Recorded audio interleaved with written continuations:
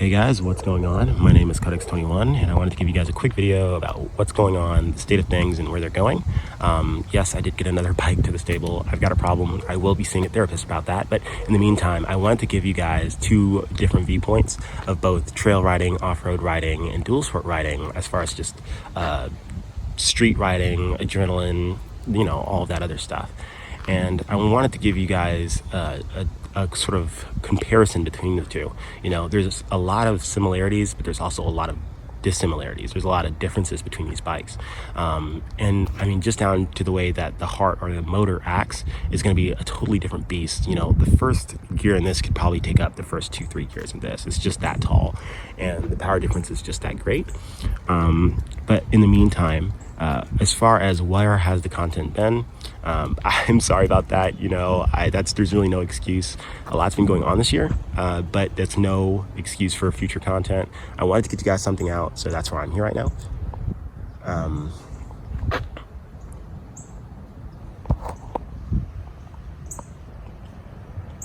Zoe, sorry about that. Anyway, so yeah, we've got the Suzuki Gixxer 750. This is a 2007, and I really like it. I have to take back what I said about the Fireblade. It's a great leader bike, but it's, as far as an overall bike, I only weigh 150, 145, so it's not that heavy for me. The 750 isn't that heavy for me compared to the Fireblade, where I'm standing in traffic. You do feel that weight. Accelerating through corners, the agility on a street bike. I mean, the 600s are going to take it every time, and I'm just saying that. So you're getting the 600 body, and you're getting the 750 heart. So you're getting that bigger bore, bigger stroke.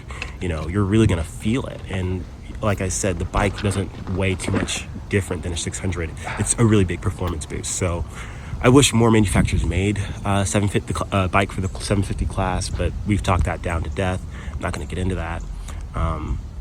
Versus something like this, the short gear is a lot smaller, a lot shorter, but you can actually do a lot more with the first gear versus this. If you use the first gear, you're not going to be on it for that long.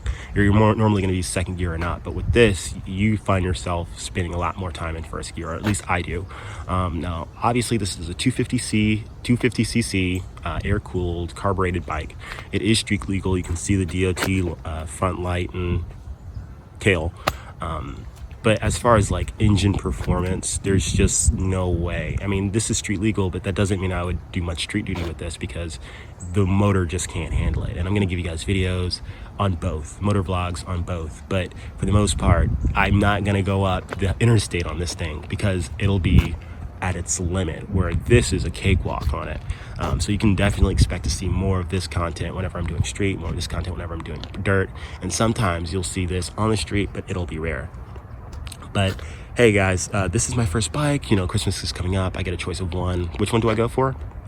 I would say if you're a new rider, if you're under the age of 18 and you have any plans of riding the street, haven't ridden a bike before, dirt bike is better for you, simply because it's going to be lighter.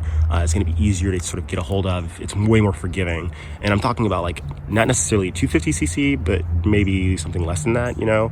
There's way more options for engine sizes on dirt bikes than there are on street bikes. And that's another reason why you just want to go ahead and start off-road. Between the dirt being softer, the engines being sort of smaller and not weaker, but different, between the engines being different and not as potent. The horsepower numbers aren't even the same. Like this has maybe 20 horsepower. This has like 150 horsepower or something like that. So definitely, I'm going to say start on the dirt every time if you can. But if you do have experience, or if you do live in a city, right, you do know that you're going to be commuting on the highway, you do know that you don't have many off-road trails here or anything like that, then I would say that definitely get the street bike. You're going to get not bored with it, but you're not going to be satisfied with the on-road performance of a dirt bike on the street, and the street is the only option that you have. So anyway guys, more to come. Thank you for your patience. I'm still working on it, and yeah, I'll see you soon.